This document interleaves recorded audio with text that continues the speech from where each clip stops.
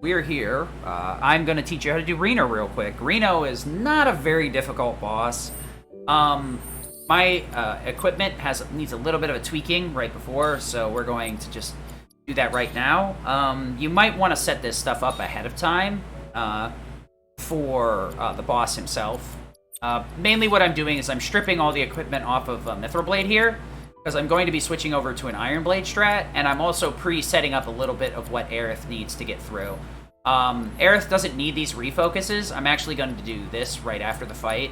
I'm going to switch her out for a different weapon, so don't worry about that. But what we're going to do is switch over to Iron Blade, and I'm going to explain how this functions. We also need to... Chain Bangle isn't super important, but it's something I do like to keep on early game. It ends up not making a huge difference, but for me, I find that it just makes me feel more confident and safe. It does reduce some of the damage, not a ton, but it's enough for me to feel like Chain Bangle is very important to keep on Cloud. So we'll put Iron Blade, Force, and Fury Ring. We need to have either Geometric Bracelet, Force Bracelet, or do I have the other one on me? No, I don't. There's 3 of them. Force Bracelets you get from Swordpede, and there's an additional one in Hojo's lab, so you can get these pretty easily just by completing the game. You should have 2 of these plus a Chain Bangle right off the bat. There's Geometry Bracelets, or Geometric Bracelets, I believe, that are the same thing, except these 2 linked slots here, these are not linked on them, and they're 8 and 8 defense instead of 99, so it's not a big issue. I also switched Tifa over to Metal Knuckles here, not important, and Mithril Rod, that's not important either. So Cloud is going to be abusing Self-Destruct here. We want to have an Ice Elemental. It doesn't need to be Ice Elemental. I find that this works best for my entire route. You could alternatively have it on Fire, or Wind.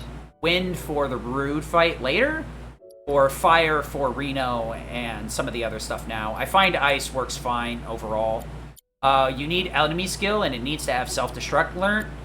You want a full power HP absorb, so you can recover some of your HP off your Self-Destruct. And the most important part is two-parter. A Subversion Warding on Iron Blade, because this will block instant death, which Self-Destruct inflicts. And also some of the skills on Iron Blade are what makes this viable. So you may notice that my SP on Iron Blade is not all input in the sword, and there's a very specific reason for that. You actually don't want the HP buff, because your limit gain based on damage taken is percentile-based, not number-based. What I mean by this is, when you lose 100% of your health, and you lose all that 100 and revive, you get that much limit gain base, right? So, like, you get 100 points for 100% HP loss. That's the simplest way to explain it. That's not exactly how that works, but we'll just, you get 1,000 limit points when you lose 100% of your HP. Now, if your HP is 9,999, you need to take 9,990 points of damage. But since Cloud's HP is 4,000, where the fuck? 4,820 base, he only needs to take 4,820 damage to take 100%. Now, you can take damage over that amount, so you can end up taking 2,000%. So you end up gaming the system so that you earn almost a complete limit on one Self-Destruct. So you want to make sure your Iron Blade is set up that the HP ups are not in there. You can also remove the physical defense if you want. That can the defense stat right here, you cannot point into. This physical defense with HP is high, you can remove as well. The 8 points here. It depends on how hard you want to go in on it. I find that it doesn't make that big of a difference.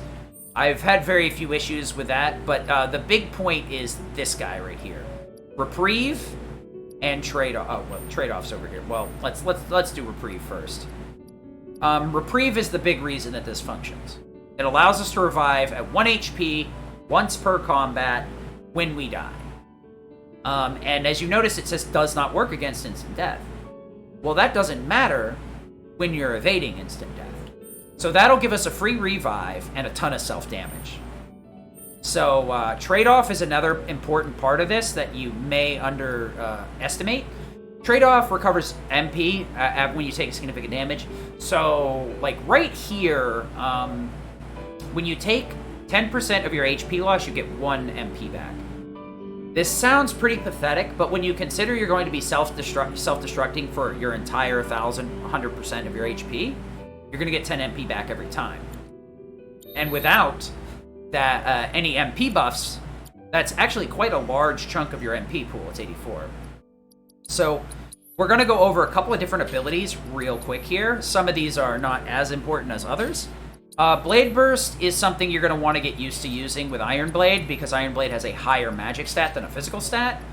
Triple Slash is a very strong ability that will help you met out damage to large groups.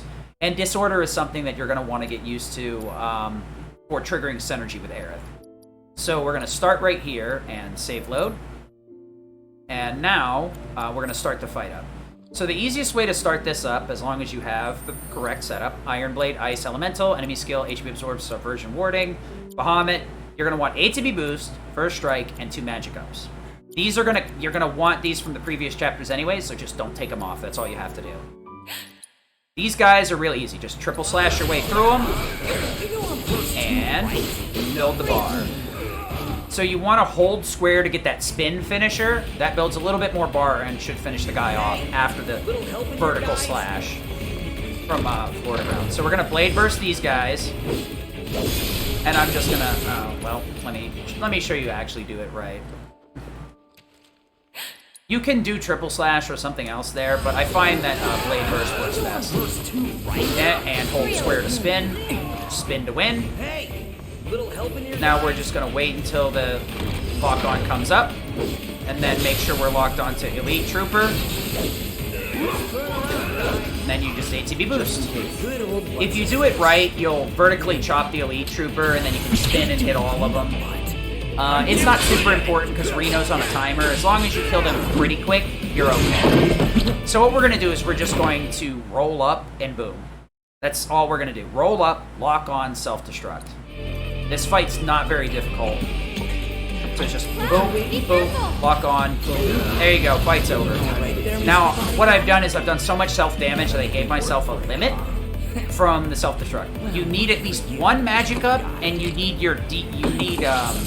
for a level 1 limit, you need at least 1 magic up, and you can do it with Chain Bangle.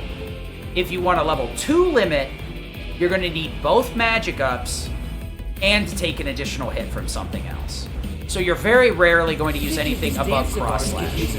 So you can shortcut this, but it just ends up being easier because you don't use Cross Slash a ton.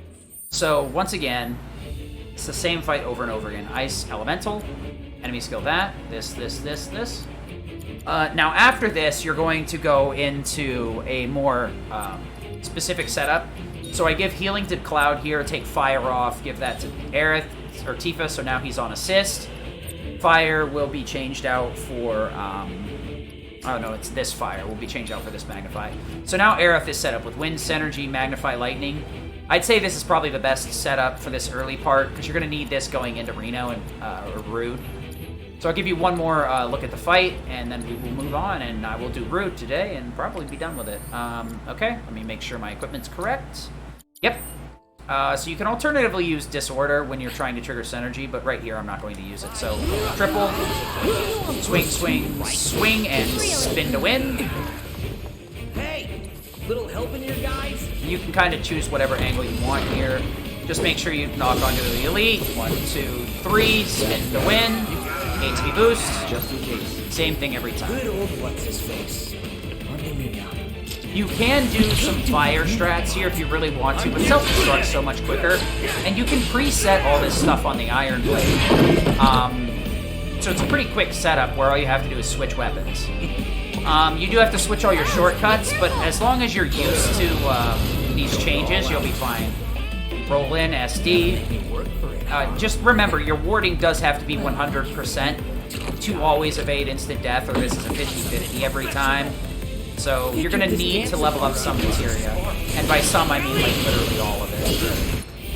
You don't need Ascension here, Cross Slash is fine.